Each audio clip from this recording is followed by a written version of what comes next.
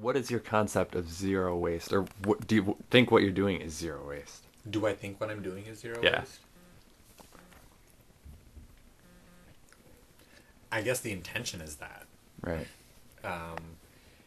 In reality, even trying Your hardest. my hardest, you see, like how much is Unavoidable. that? Like, what?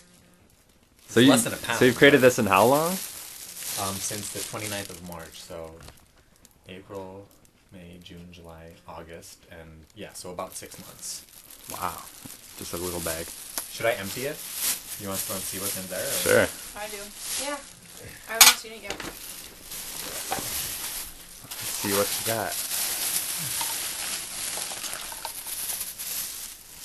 There's a few stickers that are in here just for sake of honesty. Okay. I don't know what to do with lint. That's an interesting question. Oh, is that lint? That's That's That's interesting. A chip bag? chip bag. Are you hungry? Moment of No. weakness. So this is also a great story. Oh, wow. One thing that I quickly realized was that you can eliminate like 99% of trash generated if you buy foods that are unpackaged. So I'd go out on a limb and say most of the trash that people generate or like in our daily lives is trash associated with food packaging. Oh, I bet.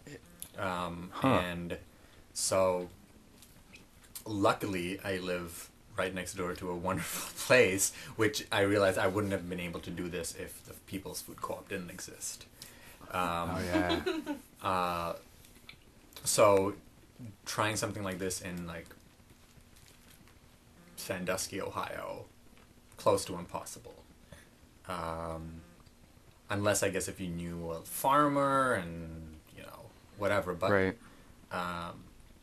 considering the winter, all these things, I think the fact that something like this or a store like this exists. So what are the So kind of you- things you look for in a grocery store then?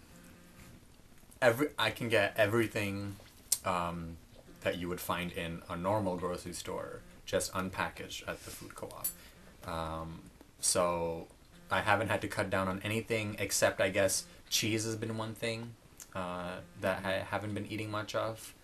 The average American generates about 3 to 4 pounds of trash a day. This is less than this is about a pound of trash in 6 months. Not just food, but just things that you buy. Like, let's say you need a USB stick. It comes in like this huge like plastic container with this like Yeah. little USB stick inside. Well, I mean, that's where the next thing about this no trash thing comes in is Borrowing. either borrowing or buying something that already exists. And that's been key too. Like I can go to Kiwanis Club and get something. Like I don't feel bad about that, and that isn't considered part of trash. So, you can just buy used things instead of buying new things, because new things are almost always packaged. Used things aren't packaged. That's a really good one. Yeah. Like I've grown up in consumerism America. Right. So like No, I'm that's ingrained. so key. I'm ingrained to like think, like I feel like I could easily make more trash. Like without even thinking about it, I could make more trash in one day, easily. Me too. And this is your 6 months. That's astonishing. Incredible. From here to here. Less than like what? Less than 5 pounds, right? Way less. Oh, this is I'd say less than a pound. Well, I guess this doesn't count the recyclables. Right. Because you count recycling as a waste, don't you? Recycling I count as waste. Have you been recycling or have you been? That's the recycling pile. Okay. In that bag. So tell us about this bag here. Well, these are sorts of, I guess, one inevitable that I found, or two of them on the non-recyclable side, have been these milk caps from Calder Dairy. The bottles are not recycled. They are washed, and they Right. take them back and they wash them and refill them. And these stickers that you find on each and every single piece of fruit that you buy. That's something you don't really think about. That's something you don't think about. But, I mean, I guess if you're not buying it at the farmer's market, even at the food co-op, they have these stickers on them. Right. An inevitable that I found on the recyclable side has been things like receipts. That registers always print out a receipt. As you can see, I have a million People's Food Co-op receipts. Receipt from mailing something, or having to mail something. Getting to the airport from downtown Manhattan, etc. I have a bottle of beer. I haven't been able to have bottled beer. And so I only have draft beer, but It is a business. That's for sure. it's okay. Alright, what's going on?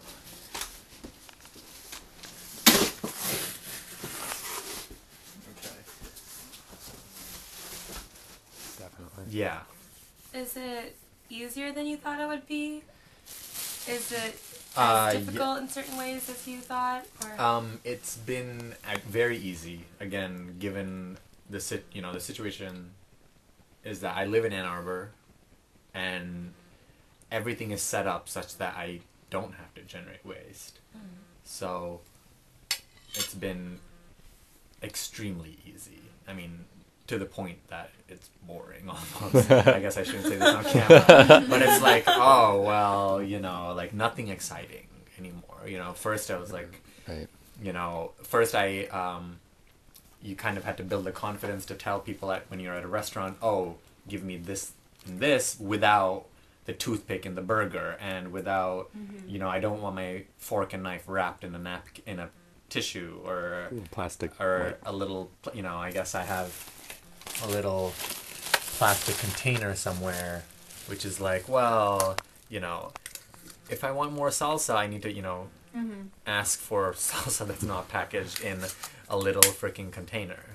So they give those little packages to you probably without thinking at so many Right. restaurants. So I've had to, I guess, kind of, initially I had to think about where I was going to go, or like if I'm somewhere, what it is that would, that they give me that potentially generated trash. And how responsive are people that work at restaurants and food establishments They are- to providing that kind of thing to you? At least in Ann Arbor, and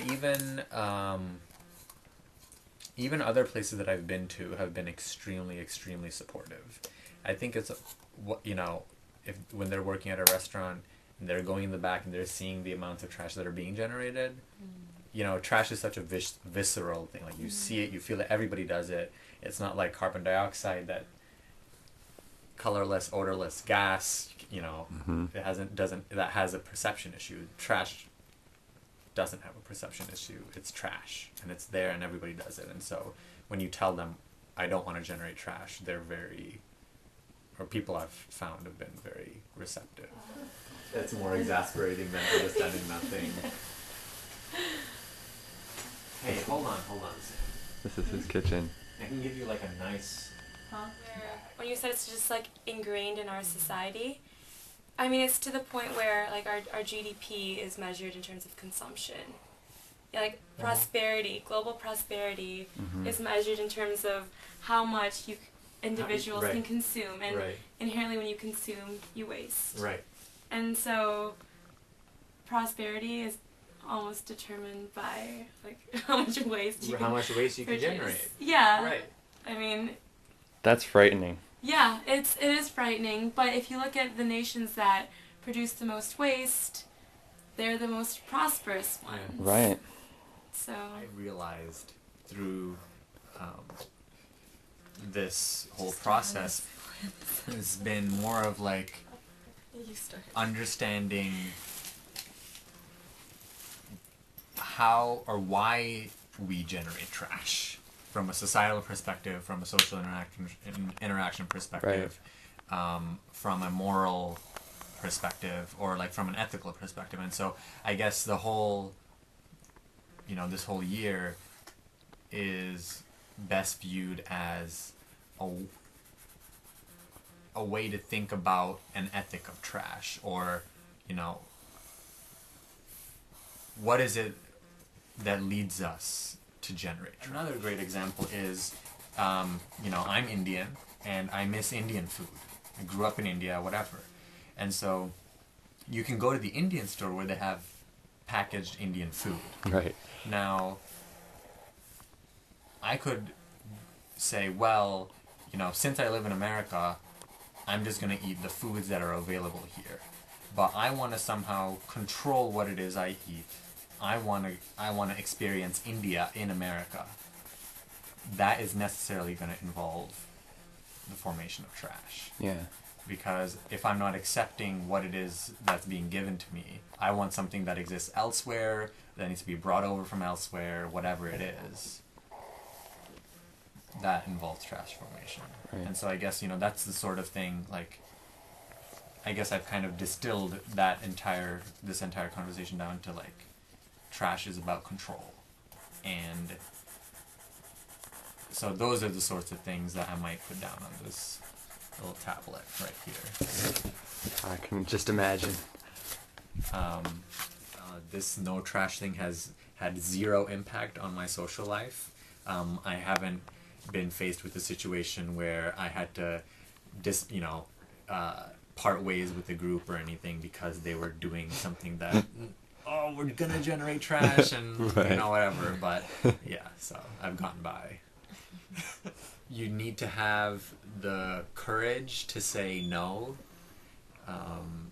to things that will involve trash. Right. So you need to refuse a lot of things. If people are like, oh, hey, take this free thing that I'm giving you, if you're signing up for this, well, I'll be like, well, I'll sign up for it, but I don't want this free thing that you're giving me. Right. Or